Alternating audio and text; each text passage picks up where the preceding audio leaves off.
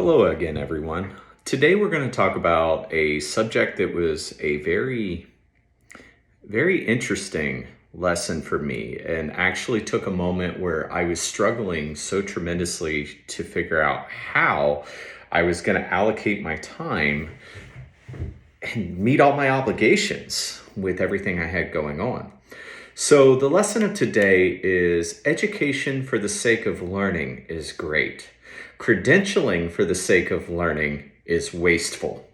And this is what I mean by that, right? We all think about education in the sense of I'm going to learn something new today. And when I learn something new today, I can envelop it into my normal daily routine, or I can use it to expand my sense of usefulness to others, right?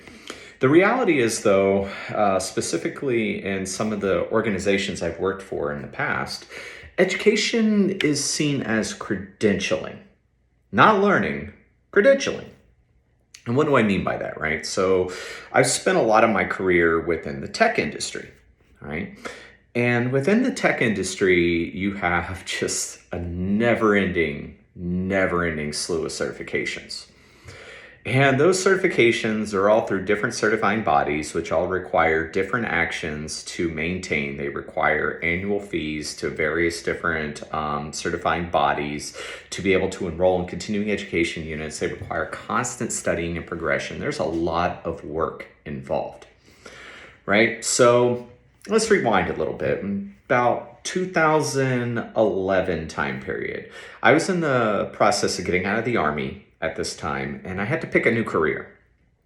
And at the time, I was a little bit nervous because I was like, okay, what am I going to do?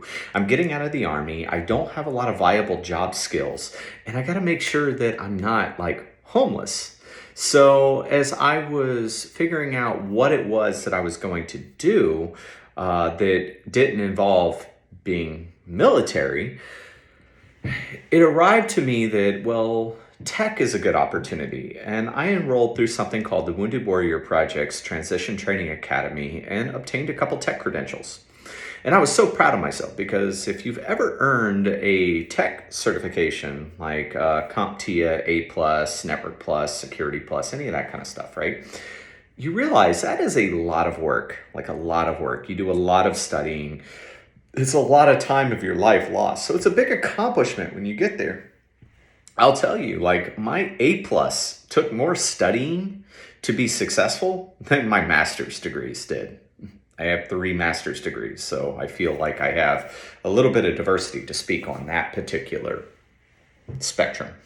So with that being said, I took a lot of pride in having these. And I started because I listened to other people who told me that, oh, in order to get these other jobs you really want to have, you need to get certified in all these other things. So I was getting certified in Cisco. I was getting certified in PMI. I was getting certified in ITIL. I was getting certified in project management, Help Desk Institute, all these different, credentialing organizations. And buddy, did I work my butt off. And it seemed like a really great thing at the time, right? I was proud. I had all these credentials on my resume. Like, yeah, I got jobs that paid me more and more. And I was so excited, right? Being the little kid that could, I say little kid, being the teenager who was earning under minimum wage at one point to being a man in my mid-20s who had a lot going for me. This was amazing. Like I'd never been in a situation where I was earning money like this. And then the honeymoon period ran out, right? And I started having to recertify.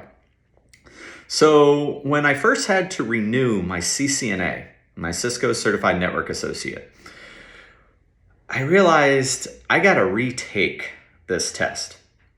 And I was like, well, that sucks. I haven't done Cisco routing and switching in, 2.5 years.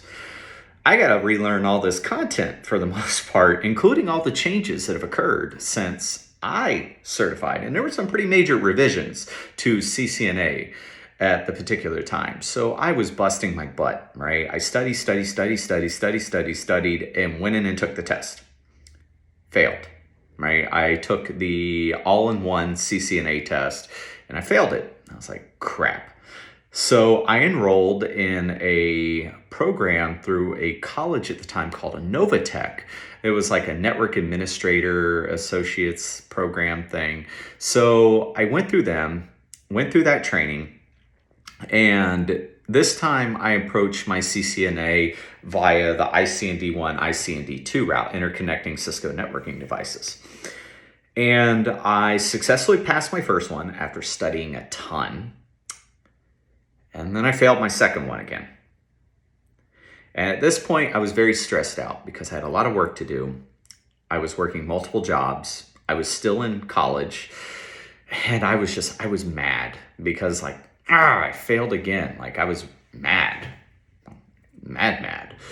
And as I was trying to figure out what I'm going to do, how do I find time for this? I'm already sleeping less than 4 hours a day.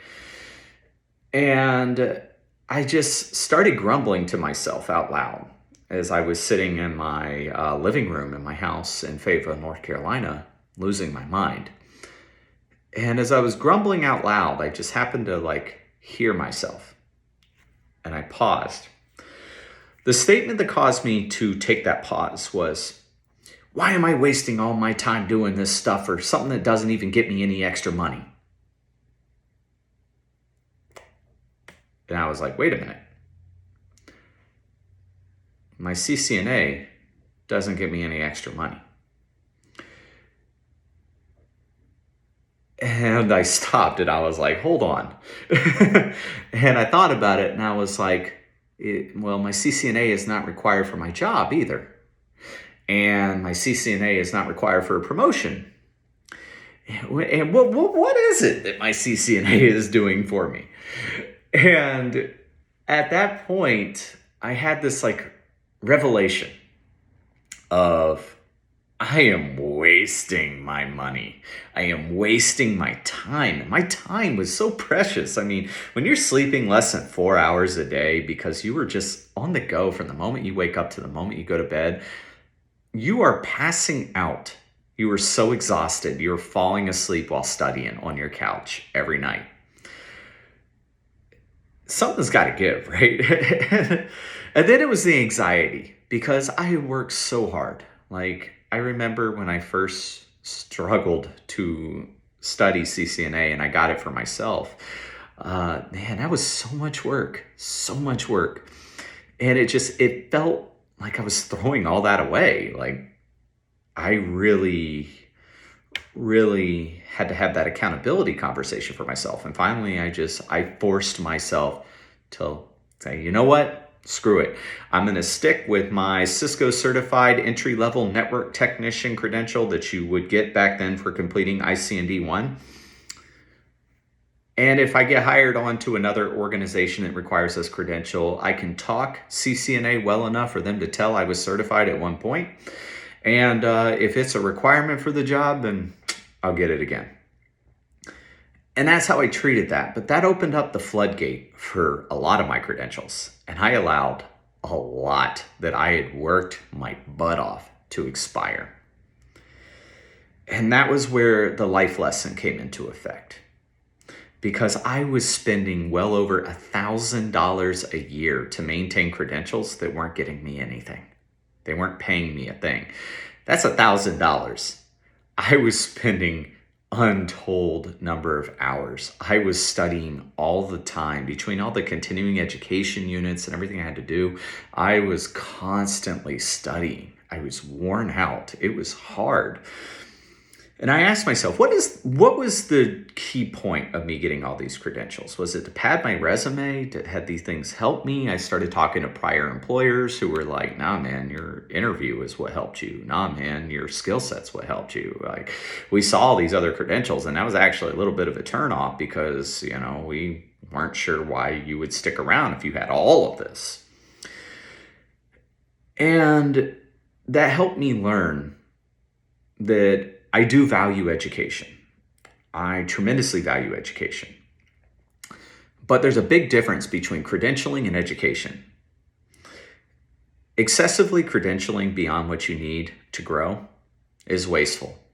If you don't have the bandwidth to be able to support that, don't do it. Start looking at your career progression and identify what are employers looking for in candidates working the roles that you're looking to do. I know so many people who buy into the fluff of like the Project Management Institute, right? The average project management professional credentialed person makes $10,000 more than their peer. Not true. Not true, right? No employer has ever offered me more money because I have this certification, right? They have always told me they want the skill set. There's compliance. There's ones that are like factual compliance. You got to have this credential. But out of the 24 credentials that I have right now, not counting my 3 master's degrees, my bachelor's, my associates,